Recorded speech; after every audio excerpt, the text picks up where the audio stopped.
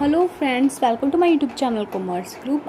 I am Harjot and today we discuss debenture. सो आज का जो मेरा टॉपिक है वो है डिबेंचर से रिलेटेड। ये फिनेंशियल मार्केटिंग का एक टॉपिक है। फिनेंशियल मार्केटिंग जब हम स्टडी करते हैं उसमें पाया जाता है डिबेंचर्स। सो शेयर्स हैं जो मैंने वो पहले स्टडी करवा दिए थे आपको। शेयर्स क्या होते हैं, शेयर्स की टाइप्स क्या होती हैं, और equity shares and preference shares को डिटेल में स्टडी करवा दिया था। देन उसके बाद मैंने इसका डिफरेंस भी आपको करवा दिया था। अगर किसी को वो वाले चैप्टर्स समझने हैं तो वो क्या कर सकता है, वो प्लेलिस्ट में जाकर मेरे चैनल की प्लेलिस्ट को ओपन कर सकते हैं। वहाँ पर आपको फिनेंशियल मार्केटिंग का जो है एक प्लेलिस्ट मिलेगी, वहाँ पर आपको वो सारी वीडियोस है जो वहाँ पर मिल जाएंगी। तो चलिए आज का टॉपिक हम अपना स्टार्ट करते हैं। डिबेंचर होता क्या है।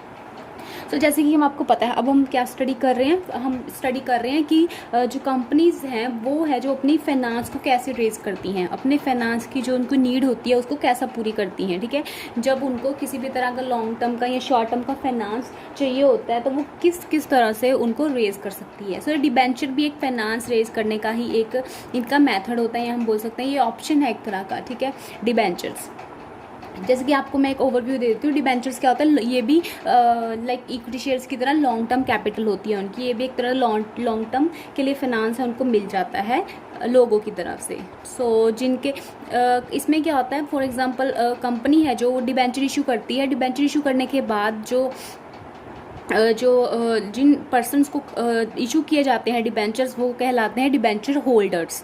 और जिस फॉर्म में है जो इसको इंस्ट्रूमेंट को दिया जाता है वो एक लाइक रिटन फॉर्म में होता है। जो डिबेंचर्स होते हैं एक इनको बॉन्ड भी बोल दिया जाता है, एक रिटन फॉर्म में होता है, एक्नॉलेजमेंट होती है जो किसके पास होती है, डिबेंचर होल्डर के पास होती है एज अ प्रूफ। सो चलिए स्टार्ट करते हैं। Debt instrument used by companies and government to issue the loan. So debt एक तरह का लोन कहलाया जाता है। जब कंपनी को किसी तरह का फाइनेंस की ज़रूरत होती है तो जब उनको लोन है जो रेज करना होता है, लोन चाहिए होता है, कुछ मनी की रिक्वायरमेंट को फुलफिल करना होता है कंपनी में, जो फाइनेंशियल उनको जो प्रॉब्लम आ रही है उसको पूरा करना होता है। तो डेट इंस्ट्रूमेंट डिबेंचर क्या है, एक तरह के डिबेंचर है डेट इंस्ट्रूमेंट कहलाते हैं जो कंपनीज भी यूज़ करती हैं। और गवर्नमेंट डिबेंचर को गवर्नमेंट, अगर कोई गवर्नमेंट की कंपनी है वो भी क्या है, डिबेंचर को इशू करती है एज अ लोन। ये एक तरह का लोन कहलाता है। फिक्स्ड रेट ऑफ इंटरेस्ट, जो डिबेंचर होते हैं उनका जो इंटरेस्ट रेट होता है वो पहले से फिक्स किया जाता है। जो डिबेंचर होल्डर्स होते हैं जिन्होंने होल्ड किए होते हैं उन डिबेंचर्स को, तो उनको एक फिक्स्ड रेट ऑफ इंटरेस्ट है जो वो मिलता रहता है पर एनम। सो उनको क्या ब्याज बोल सकते हो आप, कि वो मिलता जाएगा। Unsecured loan rely on the company credit worthiness and reputations. So एक तरह का ये अनसिक्योर्ड लोन है। वैसे जब देखा जाए हम बैंक में जाके लोन लेते हैं तो वो तो सिक्योर्ड होता है, बिकॉज वो आप किसी एसेट के लिए चार्ज होता है, उसके लिए आपको अपने एसेट को है जो वो कहते हैं देना पड़ता है, किसी तरह का प्रूफ देना पड़ता है, एसेट को आपको मॉर्गेज रखना पड़ता है। बट ये एक तरह के डिबेंचर्स हैं, ये अनसिक्योर्ड लोन है। ये जस्ट विश्वास कर लेते हैं कि कंपनी की क्रेडिट वर्थनेस कितनी है। क्रेडिट वर्थनेस मतलब कि कंपनी किस तरह से जो अपने क्रेडिट्स हैं उनको चुका रही है, देनदारियाँ किस तरह से अपनी चुका रही है, और रेपुटेशंस कैसी है कंपनी में, जो कंपनी की जो मार्केट में रेपुटेशन कैसी मानी जाती है। सो इस तरह से इन दो चीज़ों पर ही ट्रस्ट कर ही है जो एक तरह का अनसिक्योर्ड लोन है जो इशू कर दिया जाता है। सो यह है डिबेंचर्स। अब डिबेंचर्स के साइलेंट फीचर्स क्या हैं। First one is acknowledge of a date.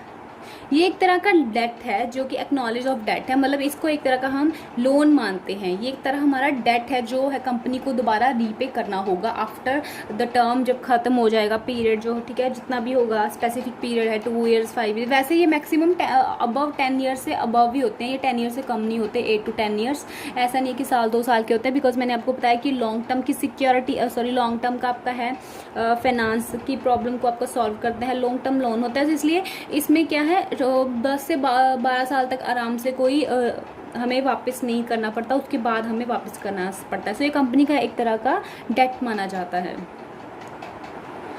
It is in the form of certificate issued under the seal of a company. और ये साइलेंट फीचर है इसका कि डिबेंचर है जो वो एक सर्टिफिकेट की फॉर्म में कंपनी देती है डिबेंचर होल्डर को, जिस पर कंपनी की सील लगी होती है। सो ये कंपनी जो भी इशू करती है उसको उस सर्टिफिकेट पर, जो सर्टिफिकेट फॉर्म में डिबेंचर इशू किया जाता है, वहाँ पर कंपनी की अपनी मोहर होती है, एक तरह की सील होती है कि हाँ ये इस कंपनी का है डिबेंचर्स।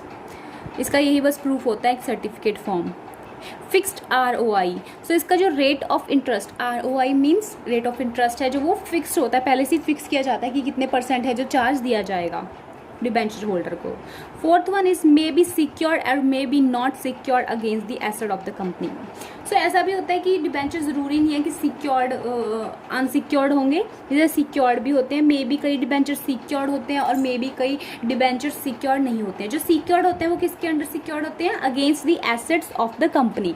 सो कंपनी की जो एसेट्स होती हैं उनके अगेंस्ट मॉर्गेज पर एसेट्स को रखा जाता है, उसके ऊपर है जो वो लोन एक तरह का पास किया जाता है, डिबेंचर को इशू किया जाता है, बिकॉज कंपनी के एसेट्स के अगेंस्ट उन्हें चार्ज किया जाता है। इन केस कभी ऐसा टाइम आ जाए लिक्विडेशन के टाइम कि आप उनको रीपेमेंट नहीं कर पा रहे डिबेंचर होल्डर्स को उनकी अमाउंट जो उनकी प्रिंसिपल अमाउंट है, तो उस टाइम पर क्या है वो एसेट से कंपनी की उस एसेट को सेल कर अपनी मनी को जो रिकवर कर सकते हैं। सो एक सिक्योर्ड भी होते हैं और नॉन सिक्योर्ड भी होते हैं डिबेंचर्स।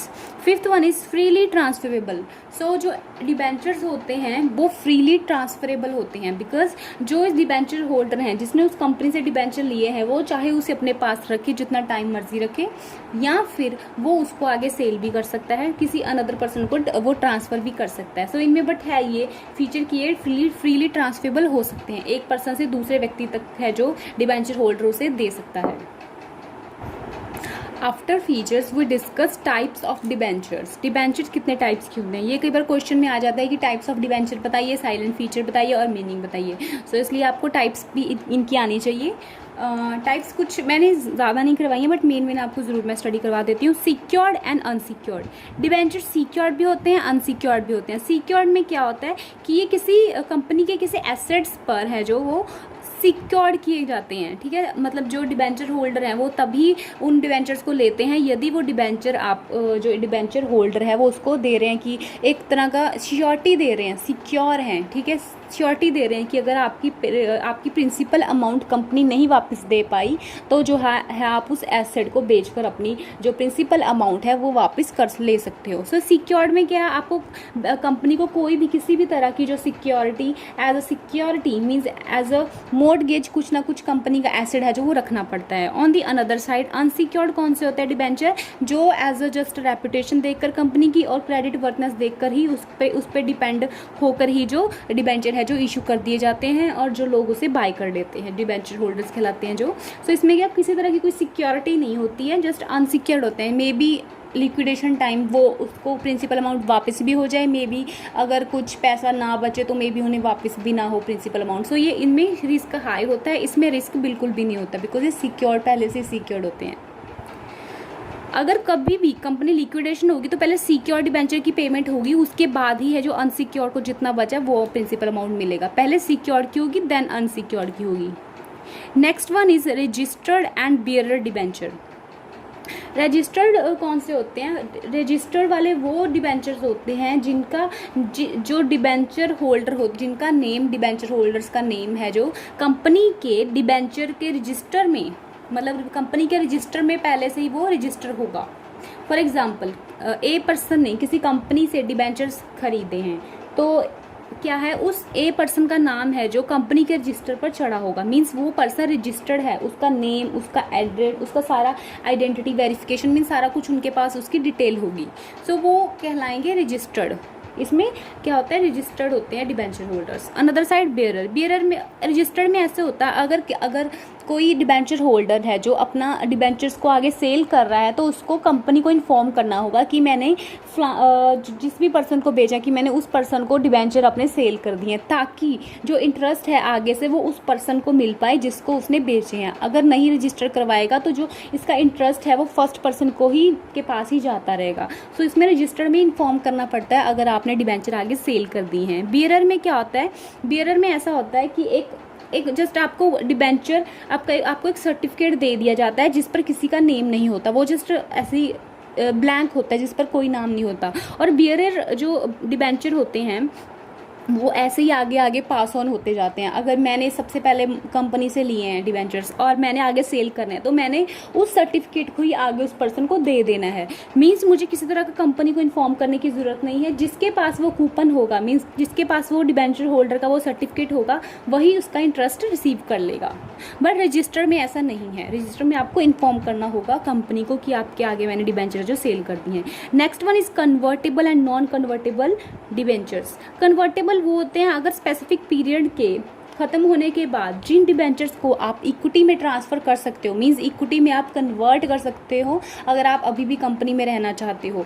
सो इसमें ये डिबेंचर होल्डर की विषय होती है कि उसको कन्वर्ट करने हैं कि नहीं। सो कन्वर्टेबल में होता है कि इक्विटी में कन्वर्ट हो सकते हैं जो डिबेंचर। नॉन कन्वर्टेबल वो डिबेंचर्स होते हैं जो आफ्टर स्पेसिफिक पीरियड के ख़त्म होने के बाद डिबेंचर्स जो इक्विटी में कन्वर्ट नहीं हो सकते हैं, वो कहलाएंगे non convertible debentures. Next one is first and second debenture. अब फर्स्ट एंड सेकंड डिबेंचर्स में क्या होगा? फर्स्ट डिबेंचर वो डिबेंचर होता है जब अगर किसी को कोई इंटरेस्ट मिल रहा है, जो डिबेंचर इंटरेस्ट मिल रहा है, अगर वो इंटरेस्ट में से 2 पर्सन है, जो फर्स्ट डिबेंचर है उस पर्सन को पहले इंटरेस्ट मिलेगा। फर्स्ट डिबेंचर होल्डर को जब पेमेंट हो जाएगी उसके इंटरेस्ट की, उसके बाद देन सेकंड है जो सेकंड डिबेंचर्स वाले पर्सन को है जो उसका इंटरेस्ट दिया जाएगा। सो इस तरह फर्स्ट की पहले पे किया जाएगा और सेकंड को बाद में पे किया जाएगा। नेक्स्ट वन इज रिडीमेबल और नॉन रिडीमेबल। रिडीमेबल होता है वही जैसे मैंने आपको बताया था कि कंपनी लीगली बाउंड होगी। कंपनी है जो लीगली बाउंड होगी कि आफ्टर स्पेसिफिक पीरियड के ख़त्म होने के बाद कि कंपनी को वो डिबेंचर उस डिबेंचर होल्डर से बाय बैक करने होंगे, डिबेंचर वापस लेने होंगे और उसकी प्रिंसिपल अमाउंट है जो वो उस पर्सन को पे करनी होगी। जितना लोन उसने उस कंपनी में अपने पैसे लगाए हैं वो आफ्टर स्पेसिफिक पीरियड के टर्मिनेट होने के बाद उसको वो कंपनी को वो प्रिंसिपल अमाउंट उस पर्सन को वापस करनी होगी। सो रिडीमेबल में क्या है कि इसमें बायबैक करना पड़ता है। कंपनी एक तरह से लीगली बाउंड होती है, उसको किसी हर हालत में आफ्टर उस पीरियड के ख़त्म होने के बाद, चाहे वो जितना भी साल है, 8 साल है, 9 साल है, ख़त्म होने के बाद उसको बायबैक करना ही पड़ेगा। ऑन दी अदर साइड में क्या है? Non redeemable. इसमें क्या है कि कंपनी किसी तरह से कोई लीगली बाउंड नहीं होती है कि अगर आपका वो स्पेसिफिक पीरियड ख़त्म हो रहा है कि कंपनी ने बाय बैक करने हैं कि नहीं। सो इसमें कोई इस तरह से रिडीम करने की कोई ऑप्शन नहीं होती है। Next one is fixed and floating rate. Fixed and floating rate में क्या होता है? ये फिक्स्ड वो वाले डिबेंचर्स होते हैं जिन पर रेट पहले से ही फिक्स होता है। डिबेंचर होल्डर को like 5%, 6% fixed rate interest rate मिलता रहेगा पर एनम। और फ्लोटिंग में रेट में क्या है? फ्लोटिंग रेट में क्या चेंजेस होते रहते हैं, कभी 8 हो जाता है, कभी 6 हो जाता है, कभी 5 आ जाता है, कभी बिल्कुल 8, 9 पे आ जाता है। सो फ्लोटिंग में क्या है? चेंजेस होते रहते हैं, फ्लक्चुएशंस आती रहती हैं। फ्लोटिंग में जो है कभी कभी ज़्यादा नीचे गिर जाता है, कभी कभी ऊपर से, इस तरह फ्लोटिंग होता रहता है जो आपका फ्लोटिंग रेट है। Next one is zero coupon. Zero coupon debenture कौन से होते हैं? जीरो कूपन होते हैं इन पर है जो कोई इंटरेस्ट, ये वो डिबेंचर होल्डर्स होते हैं जिनको किसी तरह का कोई इंटरेस्ट नहीं मिलेगा। इन डिबेंचर पर डिबेंचर होल्डर को कोई भी इंटरेस्ट नहीं मिलेगा। अब आप सोचेंगे इसमें फ़ायदा क्या है? फिर डिबेंचर होल्डर का फ़ायदा ये है कि कंपनी है जो डिबेंचर होल्डर्स को एट डिस्काउंट पर इशू कर देती है, जो फेस वैल्यू होती है उससे डिस्काउंट रेट पर। फॉर एग्जाम्पल अगर डिबेंचर का रेट 100 है तो कंपनी उसे इशू कर देगी, इंटरेस्ट के बिना होंगे, इंटरेस्ट कोई नहीं होगा उस पर, कंपनी उसे इशू कर देगी एट 70 रुपीज़। सो उस जो पर्सन उन्हें लेना चाहता है उसे 70 रुपीज़ का उस टाइम पे वो डिस्काउंट पे मिल जाएगा, ठीक है।